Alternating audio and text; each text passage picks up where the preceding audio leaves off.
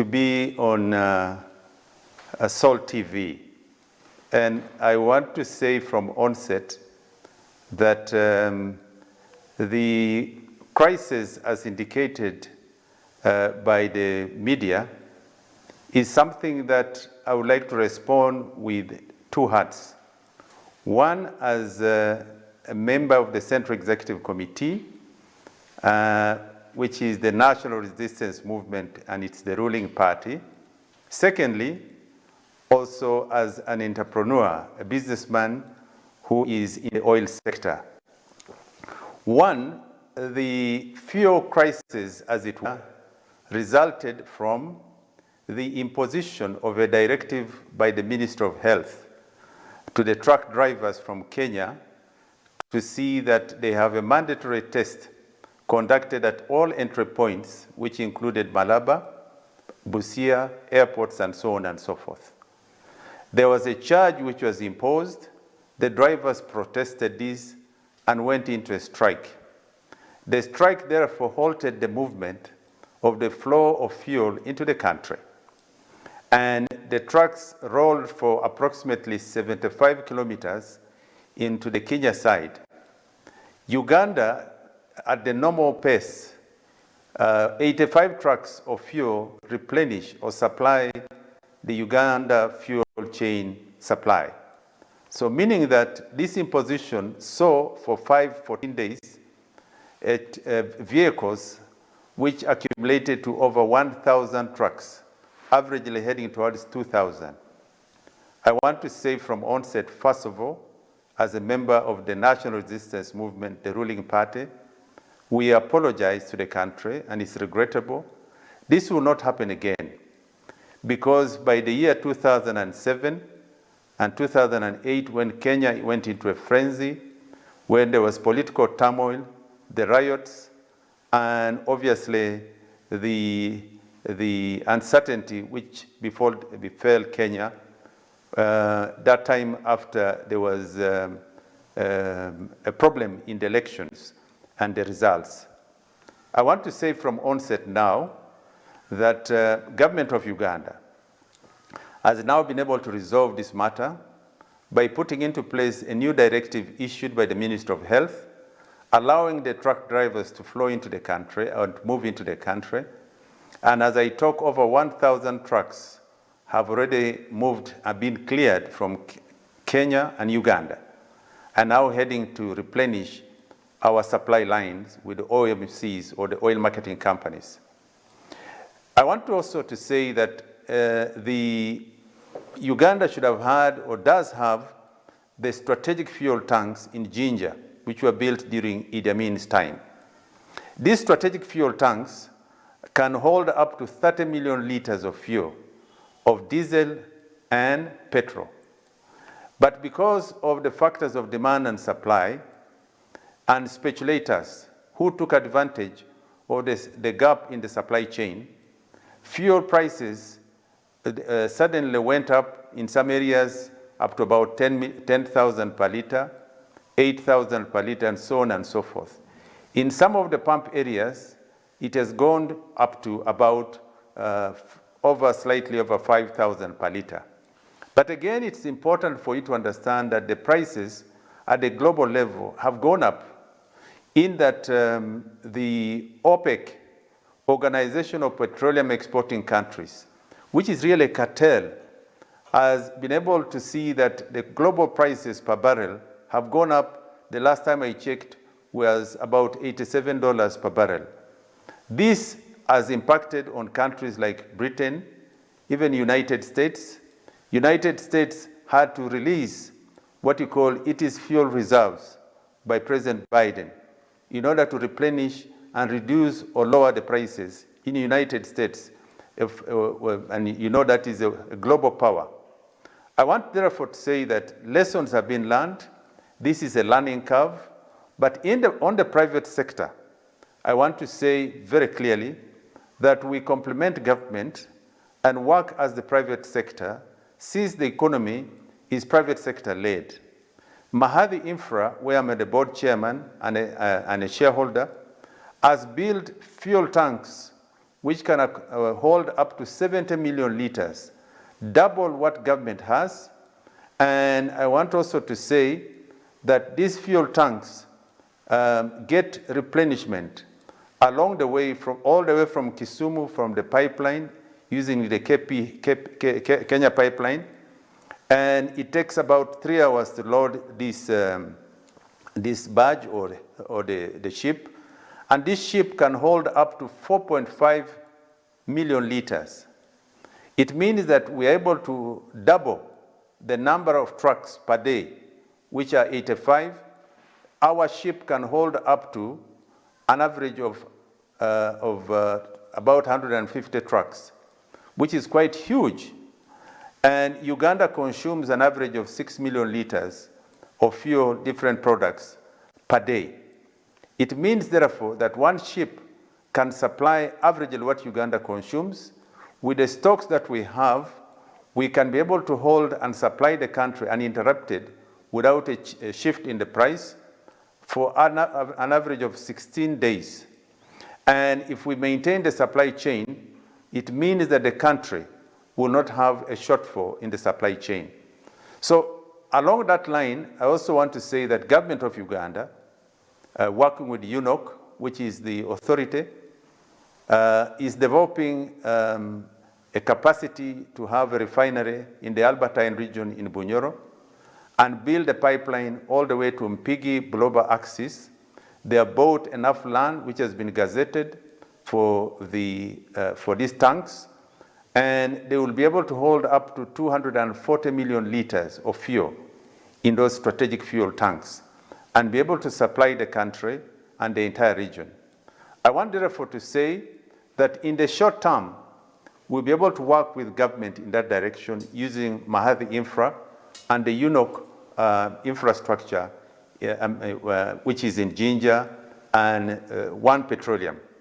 Secondly, in the medium to long term, government is developing the strategic fuel tanks in the Mpigi Global Axis to again replenish the country and to ensure that there is a guaranteed flow of fuel. The question of pricing will therefore be determined by factors of demand and supply, which has been the constant in the supply chain in the country. And that is determined at the pump price by the oil marketing companies. But I want to say that Honorable Captain, there shouldn't be any panic and it will be resolved. Yes, go ahead. Honorable Captain, let's... Sorry, go ahead. Can we admit that this was as a result of poor planning? We didn't plan for this, and this is not the first time it is happening. Is it really poor planning? I want to say that, as I said, that is regrettable, and I apologize really for the unfortunate incident. And there should have been more foresight in this arrangement, because this is what I would call a non-tariff barrier, which was imposed by our own bureaucrats, but out of goodwill, because they really wanted to protect the country. But unfortunately, they didn't anticipate the strike by the drivers, who were obviously not comfortable with the costs and the charges that were being imposed on them. Because this was double charges. They are being charged in Kenya, they are being charged in Uganda, and before they leave the country, they're being checked again. So this is an uncertainty that we should be able to resolve. But going forward, I want to say that we should learn from countries like United States, because we are part of the East African Community Protocol. United States has got about 54 countries. But if you are flying from New York to Texas, you're not subjected to double regulatory arrangements in terms of health, or from Washington to Florida. Again, when you land into any airport, 54 countries work together. We now should not work in silos as government. I think we need to have an interministerial committee which must work together, and I am very sure that government has picked lessons from this, and it should never happen again. Unfortunately, it will definitely affect the ordinary person, because the high cost of fuel coming from somebody who is carrying matoke from Sinjiro all the way from Bushenyi to Kampala will have this cost passed to the consumer. Somebody who is carrying cattle from, say, Nyabishozi, or carrying milk from Nyabishozi, or passion fruit from Kasese, or coffee, and so on and so forth. This has got an impact on the ordinary person, the lower part of the pyramid. This narrative is something that we should avoid while we are, as a landlocked country, to ensure that these kind of uncertainties and shocks which affect the ordinary person should not occur. We're a mature country, and we should ensure that we work together to ensure that we avoid these uncertainties. Okay, Honorable Captain, let me take you to events that are happening in the neighboring Kenya, and I'm sure you must be closely following those political events happening there. You know what happened the last time they had a violent election, and an election is looming just in August this year. They will be going into another very, very contentious political event. I don't know what you anticipate, and you talked about the plans you in the private sector are working on, as well as part of government. I don't know how and when do we expect that to be finalized relating to events that we expect to be happening in the neighboring Kenya? Well, I want to say, for me, as a chairman and a shareholder of Mahadi Infra, our tanks are ready. We have got 14 tanks. They have been ready, they have been tested. Our piping is complete and has been tested. The jetty, which is 270 meters into Lake Victoria, has also been completed and tested. The firefighting equipment has been installed. We have the loading gantries, all those are ready. We're building 4 barges, which are 4 ships. And as I said earlier, each ship or each barge carries 4.5 million liters. We've already moved one of the barges into the lake. MT Kabaka Mutebi II is ready. And I want to say that we have been doing the bathymetrics to test the waters, and all systems are ready to go. We expect to have this ready, and we expect to open business in March. Our only delay is the road between Kauku and the port, which is 4.8 kilometers. The President issued a directive to the Minister of Finance about 4 years ago, before we were hit by COVID. But unfortunately, up to now, that road has not been done, and there is no way we can open that place unless the road has been tarmacked and it meets the standards of the OMCs or the oil marketing companies. So the ball is still on the side of government to see that fuel supply lines can be, or this alternative supply line of fuel, which comes through the pipeline from Mombasa all the way to Kisumu, and then we load. It takes us 3 hours to load one barge, and we expect that once we start operations and we offload fuel into Lake Victoria, into our fuel tanks, this will save the country tremendously in terms of, first, the cost of doing business in the country and the cost of transportation. Thirdly, the component of ensuring that the trucks which move in the country and cause delays and the traffic jams and save the road will now be history. And fourthly, you'll also note that this is a major import subsidy in all aspects, because above 95% of the trucks are foreign from Kenya, either from Tanzania or Somalia. The drivers are also foreign, and therefore we'll be able to give the opportunity for consumption domestically and give Ugandans the opportunity to domesticate the economy. That is the narrative we're talking about in the private sector, to ensure that we have an integrated mixed economy which is self-sustaining. And we think that this solution, where we are using water, and you know that water is the cheapest means of transport anywhere in the world. We have used that lake which God gave us many years ago. And I want really to thank Government of Uganda, His Excellency the President, who came personally to break the ground, to see that this initiative of ensuring that we have the capacity as a country to have fuel and adequate fuel uninterrupted is being done without using the taxpayers' money. This is the most important.